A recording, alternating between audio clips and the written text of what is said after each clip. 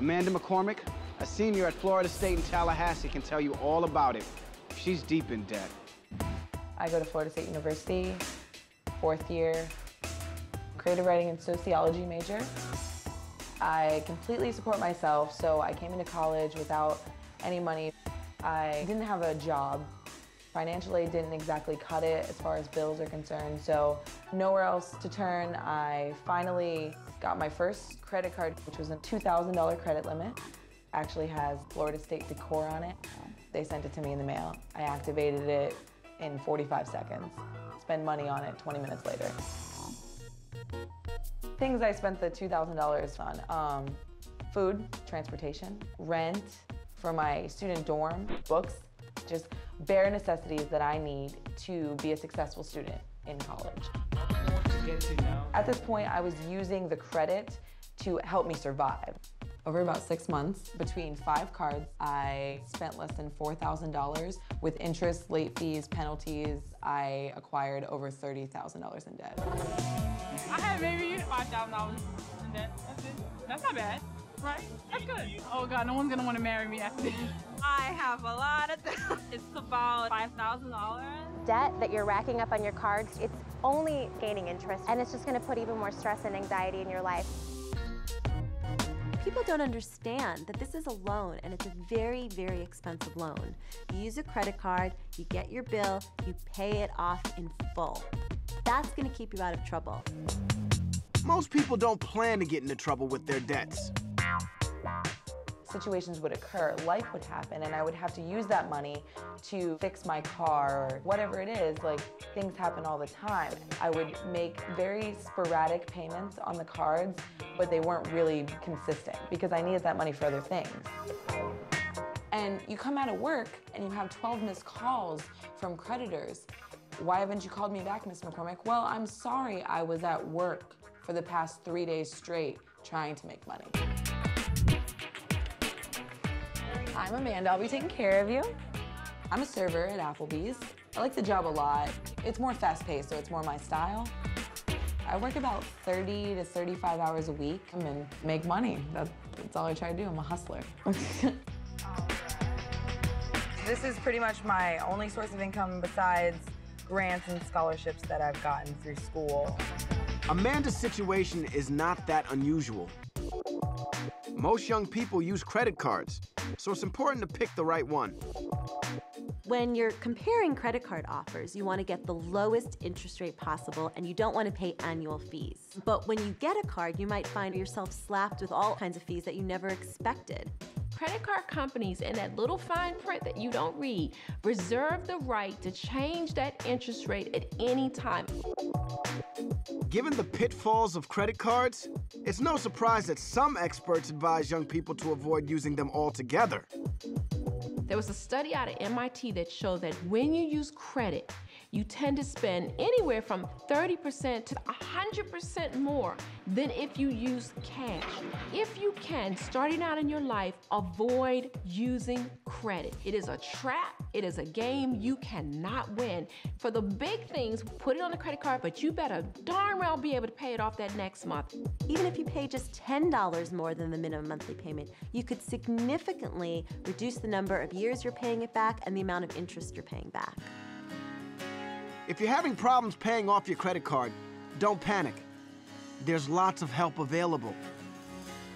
Today I'm going to see a consumer credit counselor, and basically what they do is they help you alleviate your debt yourself. So you want to get your bills paid off and then try to get your credit score turned back around then? Is that what your objective is? Yes. It was years ago, before I became a credit counselor, that I was involved with helping students get credit cards. We'd have 10 people at a time signing up for 4 and 5 cards. When the upperclassmen came, it was a whole different story. They were avoiding me like the plague, and as I talked to them, I learned that most of them were already in credit card debt, and I was just so upset by that, I had to quit that job. What are they saying you owe now? Over $30,000. So that's quite a substantial amount of money Yes, that you ma'am, owe more it than is. you Yes. did. Okay. You know if they've gotten. I have people come in. I said, "You're going to be writing a check from your grave. You're never going to get this paid off."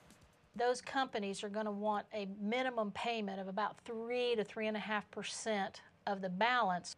That's going to range somewhere in the neighborhood of about $700 a month. That's obviously not in a position I'm in right now. I mean, I'm a student, so what are my other options? I wish that you'd been able to get into us a little sooner, because typically what we can do for people when they're still with the original creditors, they work very well with us, and they reduce those interest rates significantly. And then we put that into one monthly payment.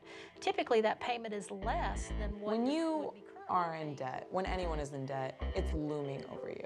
You know that you owe something to someone. You know that if you were to drop dead, one of your loved ones is gonna owe something to someone. It follows you everywhere. I feel for Amanda, because I know how credit cards can get you in trouble.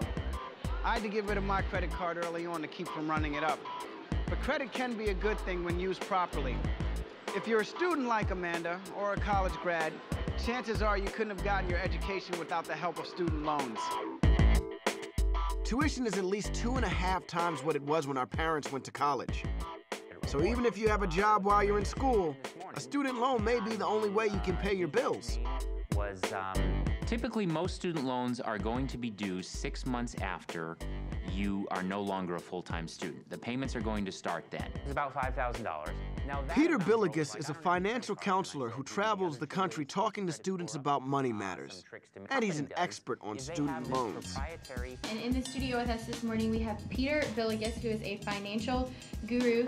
For the past couple days, we've been at Georgia Southern University here in Statesboro, Georgia, and I've been visiting classrooms, teaching classes or freshman orientation classes. Start before you need to start.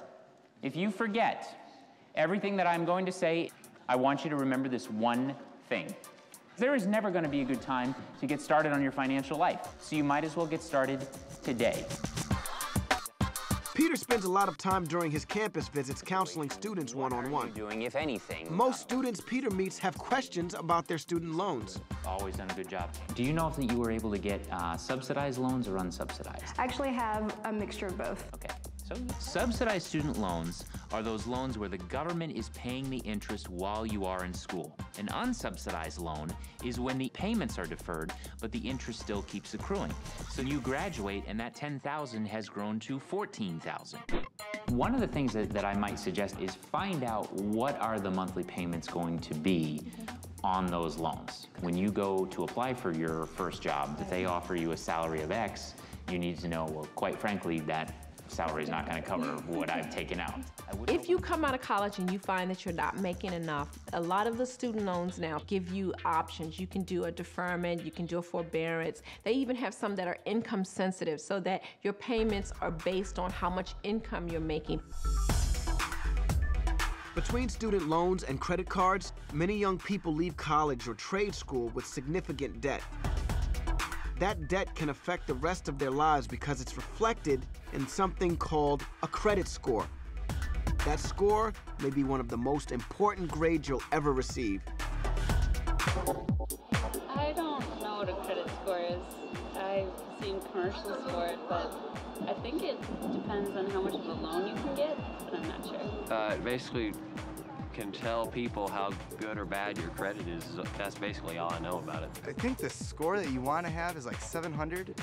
I have no idea what my score is, but I know it's probably nowhere close to that. Credit score and credit history. I know that when you use your credit card, you have to repay what you use. When you do it on time, that affects your credit score. Your credit report contains a history of every credit relationship you have. Credit cards, debit cards, student loans, car loans, you name it. When you pay your bills on time or reduce your credit card balance, your credit score gets better. If you miss a payment or max out on your credit card, your score goes down.